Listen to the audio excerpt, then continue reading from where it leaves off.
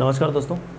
छत्तीसगढ़ के मध्यकालीन इतिहास के अंतर्गत हमने पिछले वीडियो में देखा था काकतीय वंश के विभिन्न राजाओं के बारे में विशेष बातें। दो राजा के बारे में बताना शेष रह गया था, जिसे मैं आज इस वीडियो में कवर कर दूंगा। साथ ही साथ उसके पश्चात हम विभिन्न जनजाति आंदोलन या आदिवासी आंदोलन या आदिवासी विद्रोह के बारे में पढ़ेंगे जो काकतीय वंश के दौरान हुए हैं काफ़ी डिटेल में। ठीक है, तो सबसे पहले मैं बता देता हूँ पिछले वीडियो के जो दो शासक शेष रह गए थे उनके बारे में कुछ विशेष बातें। 21वें शासक या शासक नहीं कहना चाहिए, मुझे शासिका कहने चाहिए कि 21वीं शासिका जो भी काकतीय वंश की, उनका नाम था प्रफुल्ल कुमारी देवी, जिनका विवाह हुआ मयूरभंज के प्रफुल्ल कुमार भंजदेव से। ठीक है, अब देखिए यहाँ पर जिनकी शादी हुई है मतलब पत्नी का नाम भी प्रफुल्ल कुमारी और पति का नाम भी प्रफुल्ल कुमार, ध्यान रखिएगा। तो मयूरभंज के भंजदेव परिवार से मतलब भंजदेव शासक से शादी हुई, तो एक तरीके से इनको क्या हो जाना चाहिए था, भंजदेव परिवार की हो जाना चाहिए था, भंजदेव कहलाती है। लेकिन चूंकि ये काकतीय गद्दी पर बैठी थी, इस कारण मतलब काकतीय भार इन्होंने संभाला, इस कारण ये काकतीय शासिका कहलाई। कौन? प्रफुल्ल कुमारी देवी। ठीक है, इनका उल्लेख द इंडियन वुमेनहुड नामक पत्रिका में भी मिलता है। और साथ ही साथ एक चीज़ और ध्यान रखिएगा, और वो ये है कि छत्तीसगढ़ की पहली शासिका और एकमात्र शासिका है ये प्रफुल्ल कुमारी देवी। ठीक है, तो इतनी बातें आपको ध्यान में रखेंगे। लंदन में इलाज कराते समय इनकी मृत्यु हो गई थी। ठीक है, ये इतनी बातें आपको ध्यान में रखना है। ठीक है, देखिए प्रफुल्ल कुमारी देवी विवाह हुआ मयूरभंज के भंजदेव शासक प्रफुल्ल कुमार भंजदेव से। तो भंजदेव कहलानी चाहिए थी नहीं, क्योंकि काकतीय गद्दी पर बैठी तो काकतीय कहलाई। क्लियर है। अब इनके जो पुत्र हुए जिनका नाम था प्रवीर चंद्र भंजदेव, शासन समय था 1936 से 1961 तक। ठीक है, मतलब भारत की आज़ादी के बाद तक। ठीक है, अब इनके संबंध में बात ये ध्यान में रखना है कि इन्होंने अपने आप को काकतीय कहा है, और उस काकतीय वंश का आदि पुरुष किसको कहा है? अन्नमदेव को कहा है। ठीक है, खुद कौन कह रहे हैं? प्रवीर चंद्र भंजदेव। देखिए पुत्र किसके हैं? प्रफुल्ल कुमारी और प्रफुल्ल कुमार भंजदेव के। तो प्रवीर कुमार भंजदेव तो सरनेम में है, लेकिन चूंकि काकतीय गद्दी संभालेंगे, इस कारण ये अपने आप को काकतीय शासक कह रहे हैं, ना कि भंजदेव शासक। क्लियर हुआ। अब इनके नाम पर छत्तीसगढ़ सरकार द्वारा तीरंदाजी के लिए पुरस्कार दिए जाते हैं। ठीक है, ये बात आप ध्यान रखिएगा। अब इन्होंने जो अपने आप को काकतीय कहा है वो किस में कहा है? लोहांडी गुड़ा तरंगिणी में इन्होंने अपने आप को काकतीय कहा है, और अन्नम देव को आदि पुरुष कहा है काकतीय वंश का। ठीक है, इतनी बातें आप ध्यान में रखेंगे। साथ ही साथ जब विभिन्न देशी रियासतों का विलय हो रहा था भारत संघ में, तो 1948 में विलय पत्र में इन्होंने ही बस्तर रियासत का जो विलय पत्र था उसमें हस्ताक्षर किया है प्रवीर चंद्र भंजदेव ने। जैसे कि हम सभी को पता है 1948 में विभिन्न देशी रियासतों का भारत संघ में विलय हुआ, तो जो विलय पत्र था उसमें बस्तर रियासत की तरफ से प्रवीर चंद्र भंजदेव द्वारा हस्ताक्षर किया गया विलय पत्र में। क्लियर है, तो इतनी बातें ध्यान में रखना है बचे हुए दो राजाओं के बारे में जो काकतीय वंश के संबंध में है। ठीक है, 21वें और 22वें। बाकी 23वें, 24वें और 25वें जो काकतीय वंश के राजा होंगे उनके बारे में कोई बातें हमको ध्यान में नहीं रखनी है। चलिए हम बात करेंगे काकतीय वंश के दौरान जितने भी जनजातीय आंदोलन हुए हैं या विद्रोह हुए हैं या आदिवासी विद्रोह हुए हैं उनके बारे में विस्तार से चर्चा। पिछले वीडियो में भी जब मैं आपको शासकों के बारे में पढ़ा रहा था, तो शासकों के कौन से शासक के दौरान कौन सा जनजातीय विद्रोह हुआ है, आदिवासी विद्रोह हुआ है, उसके बारे में बताया था। अब उसके बारे में डिटेल बातें करेंगे। तो एक तरीके से आपको किस शासक के समय कौन सा जनजातीय विद्रोह हुआ है ये पता होना चाहिए। चलिए देखिए, सबसे पहले आप ध्यान रखेंगे हल्बा विद्रोह 1774 से 1777 ईस्वी। ठीक, अब हल्बा विद्रोह के समय शासक कौन थे ये मैंने बहुत ही अच्छे से बताया था आपको, अजमेर सिंह। ठीक है, शासन कौन कर रहे थे? अजमेर सिंह काकतीय गद्दी पर बैठे थे। इनका क्षेत्र था डोंगर।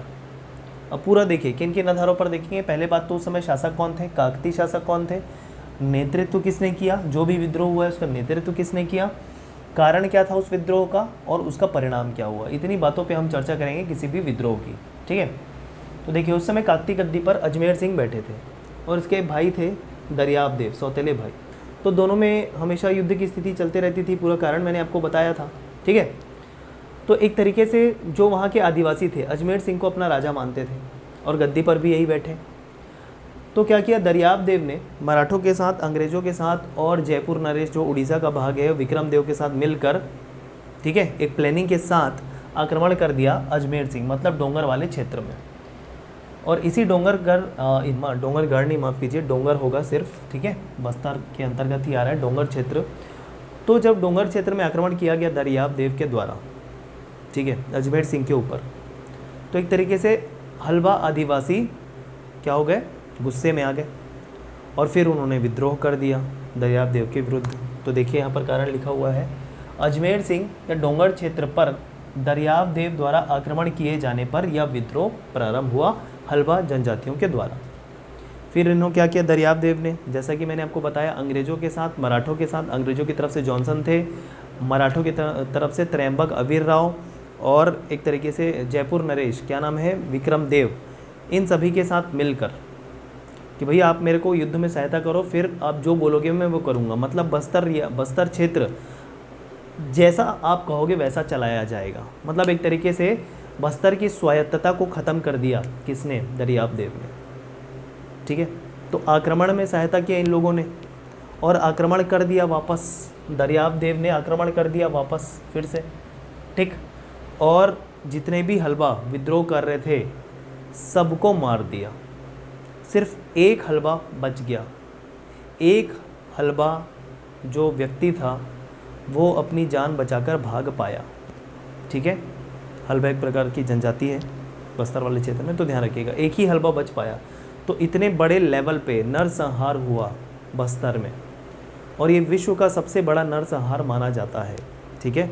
तो ये ध्यान रखेंगे आप बात। तो परिणाम क्या हुआ, हलवा सेना में नरसंहार कर विद्रोह का दमन किया गया दरियाब देव के द्वारा और अंग्रेज, मराठा और जयपुर की संयुक्त सेना के द्वारा। बदले में क्या हो गया, बदले में बस्तर की स्वायत्तता चली गई और एक तरीके से चालुक्य वंश का पतन हो गया। मतलब इसके पहले चालुक्य वंश का मतलब काकती वंश से है और ये पूरी बातें मैंने बताई है, चालुक्य क्यों बोल रहे हैं ये पहले पिछले वीडियो में बता रखा है। तो एक तरीके से क्या हुआ कि इसके पहले जितने भी शासक थे स्वायत्त रूप से शासन कर रहे थे, लेकिन चूंकि दरियाब देव ने डील कर लिया एक तरीके से, ठीक है, कुछ क्षेत्र दे दिया जयपुर नरेश को संधि के तहत, टकोली के लिए एग्री कर दिया मराठों को, अंग्रेज़ों के लिए भी कह दिया कि जिस तरीके से शासन होगा वो आपके अधीन रहेगा। एक तरीके से पूरी स्वायत्तता खत्म हो गई बस्तर की, चालुक्य का जो स्वतंत्रता थी, शासन था, हो गया समाप्त यहाँ से, ठीक है। अब इसके अंदर जो भी होगा मराठों के अंदर होगा, ठीक है, अंग्रेज़ों के अंदर होगा, उनके नियंत्रण में होगा। बात समझ में आ गई आपको, ठीक है। चलिए आगे देखिए, अगला विद्रोह परलकोट विद्रोह 1825 ईस्वी में। शासक इस समय थे महिपाल देव। मैंने एक ट्रिक बताया था आपको, महिपाल को नहीं महिपरल करना है। महिपाल देव को कैसे याद करना है, महिपरल देव। तो इस तरीके से महिपाल देव से याद आ जाएगा परलकोट विद्रोह, ठीक है, 1825 ईस्वी में। नेतृत्व करेंगे गेंद सिंह, परलकोट के जमींदार थे, ठीक है, गेंद सिंह। परलकोट ये बस्तर वाले क्षेत्र का उत्तर पश्चिम भाग है, ठीक है, ये ध्यान रखेंगे। अब ये जो परलकोट के जमींदार होते थे ना, ये इनकी उपाधि भूमिया राजा की होती थी, ये ध्यान रखेंगे, भूमिया राजा की उपाधि होती थी जो भी परलकोट के जमींदार होते थे उनकी। ये एक विशेष बात है, आप ध्यान में रखेंगे। कारण क्या था, देखिए, मराठों और अंग्रेजों की शोषण नीति और करों के विरोध में यह परलकोट विद्रोह हुआ था। एक तरीके से देखिए, मराठों और अंग्रेजों की संयुक्त सेना के द्वारा आदिवासियों के एक तरीके से रहन सहन में, उनके संस्कार में बहुत ही हस्तक्षेप होने लगा। हस्तक्षेप तक तो फिर भी ठीक था, शोषण होने लगा, हर बात में इंटरफेयर होने लगा। तो इस बात से एक तरीके से कह सकते हैं कि आदिवासियों की स्वतंत्रता पूरी तरीके से छीन गई, ठीक है। तो एक तरीके से इसमें क्या बोल रहे हैं कि मराठों और अंग्रेजों की शोषण नीति जो थी आदिवासियों को लेकर, उसके कारण यह विद्रोह हुआ। साथ ही साथ कर भी बढ़ा दिया गया था, तो उस कर मतलब टैक्स के विरोध में भी यह विद्रोह परलकोट का हुआ था, ठीक है, ये ध्यान रखेंगे। तो नीचे मैंने आपको लिखा है जैसे कि परलकोट को गुलामी से मुक्त कराने का भी यह प्रयास था। जिस तरीके से मराठों और अंग्रेज़ों की दमनकारी नीतियाँ, शोषणकारी नीतियाँ और आदिवासियों के रहन सहन में, उनके कल्चर में इंटरफेयर करना, इन सब बातों से एक तरीके से आदिवासियों को ऐसा लग रहा था कि वो पूरी तरीके से गुलाम बन चुके हैं, तो वो मुक्ति चाहते थे। ठीक है, तो इस कारण उन्होंने विद्रोह किया। तो यहाँ पर एक और रीज़न ये लिखा है कि परलकोट को गुलामी से मुक्त कराने का यह प्रयास था। क्या प्रयास था? परलकोट विद्रोह। विद्रोह का संकेत क्या था? धावड़ा वृक्ष की टहनी।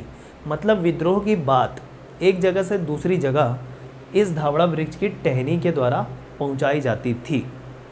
ठीक है, ये चीज़ आप ध्यान रखिएगा। मतलब ये विद्रोह का संकेत था कि भैया विद्रोह शुरू होने वाला है एक तय तिथि के अनुसार, और आपको इस तिथि में आपको यहाँ पर पहुँच जाना है।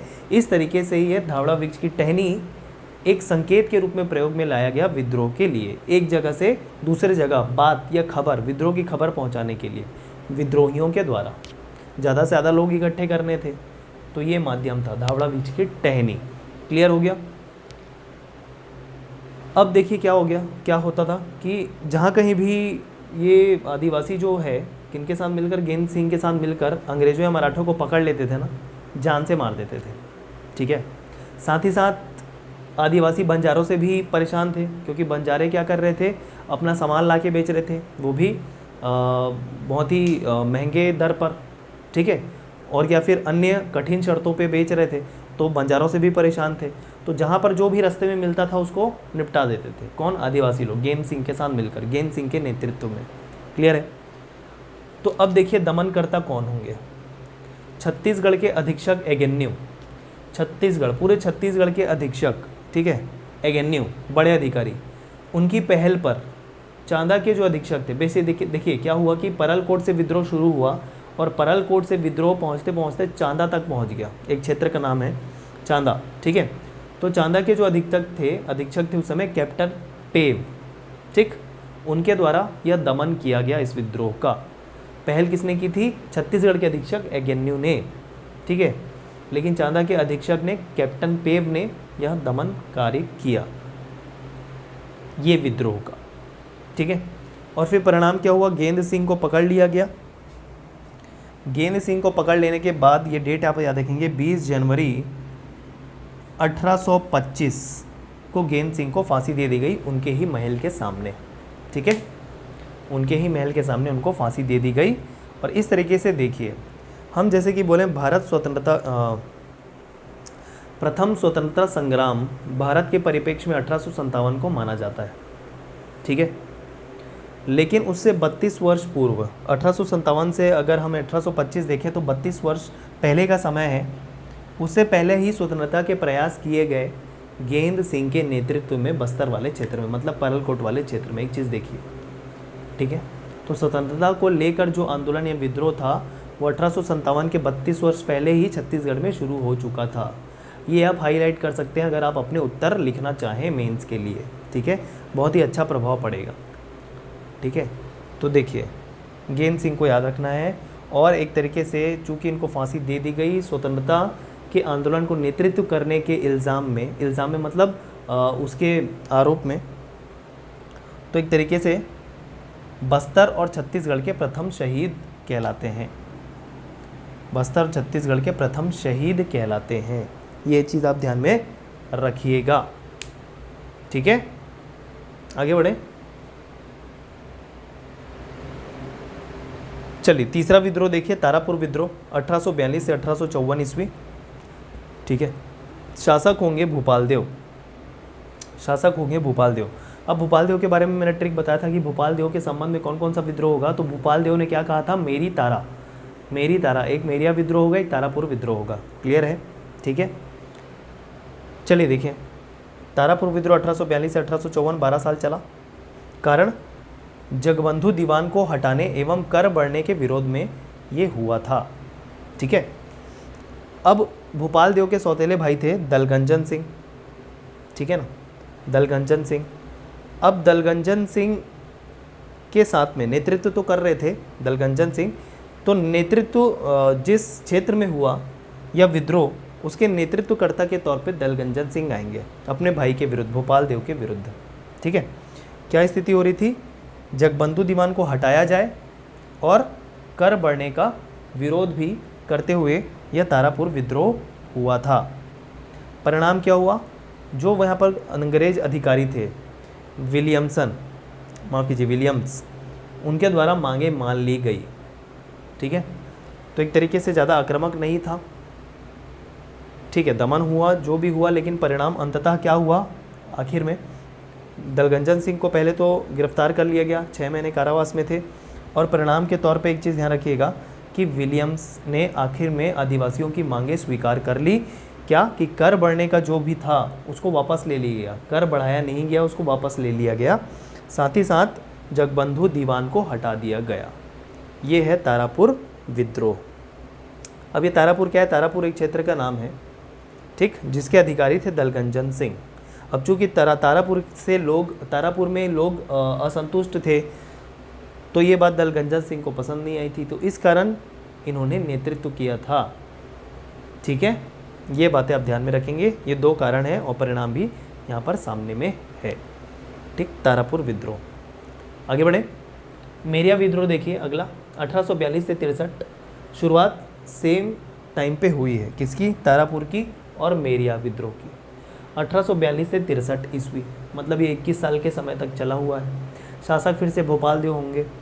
नेतृत्व हिडमा मांझी। देखिए नेतृत्व कौन कर रहा है ना भाई, ये बहुत ही ज़्यादा महत्वपूर्ण है। ठीक है ना, नेतृत्व कौन कर रहा है ये बहुत ही ज़्यादा महत्वपूर्ण है, और शासक उस समय कौन है, महत्वपूर्ण है।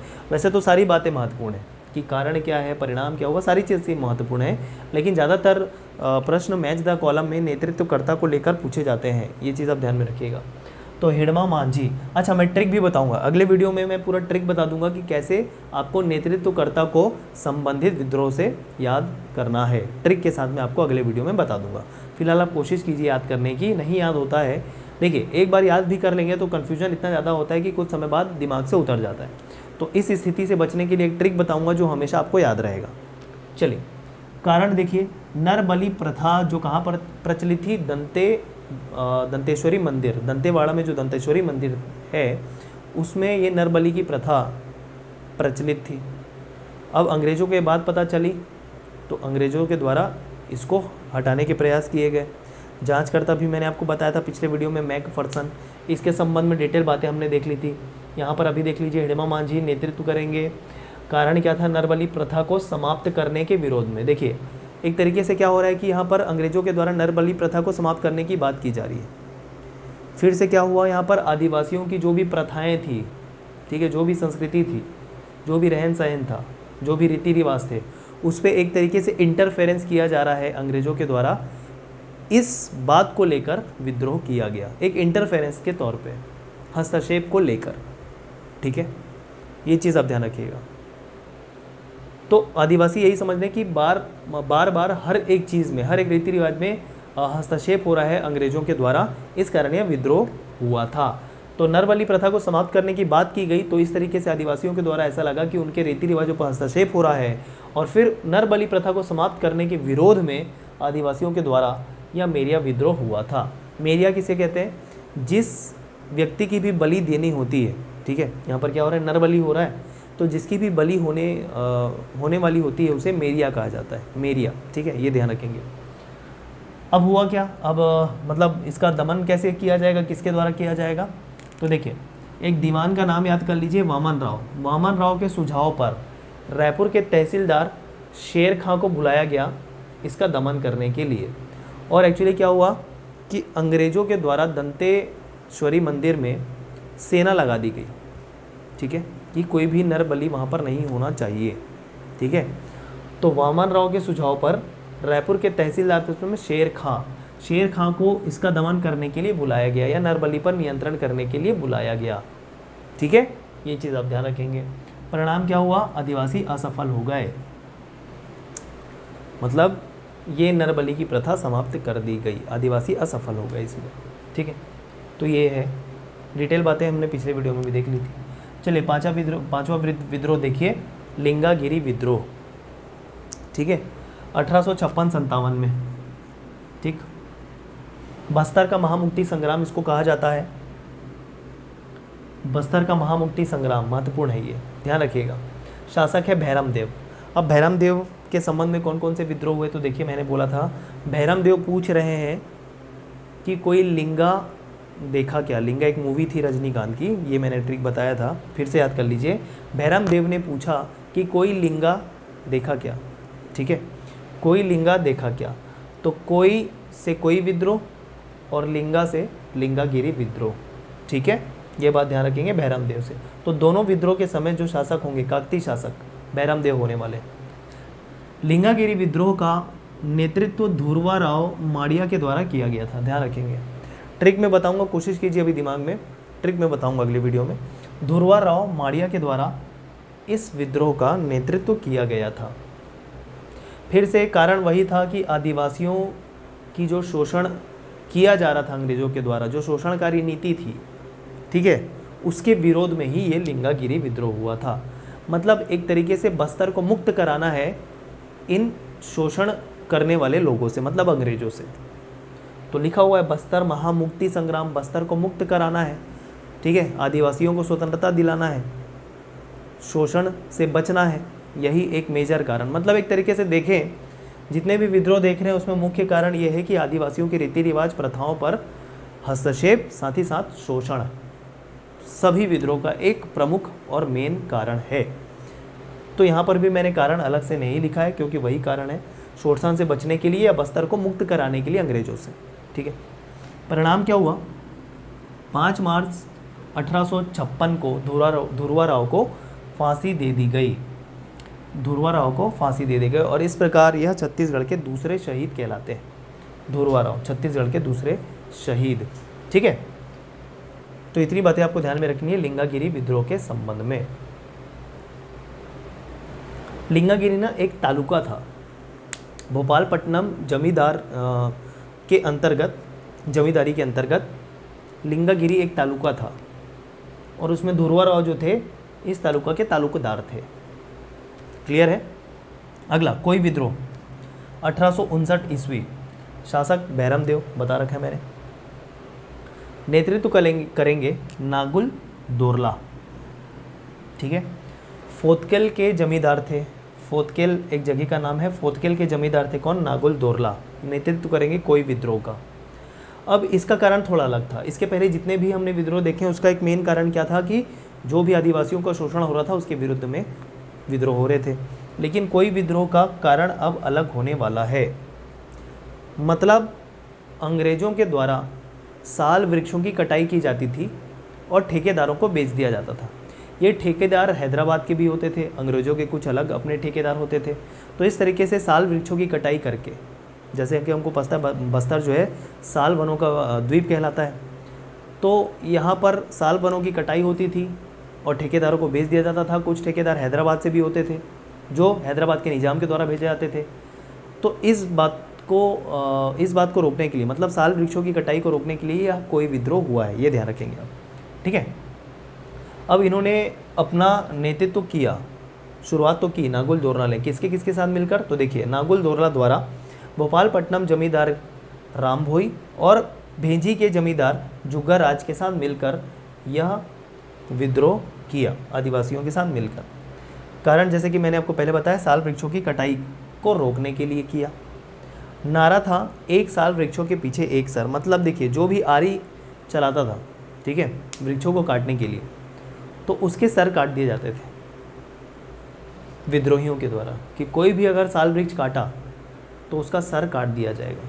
तो इसी को लेके एक नारा दिया गया, एक साल वृक्षों के पीछे एक सर। मतलब एक साल वृक्ष अगर काटने आओगे तो एक सर कटेगा, जो भी काटने आएगा उसका, ये नारा दिया गया था, ठीक है।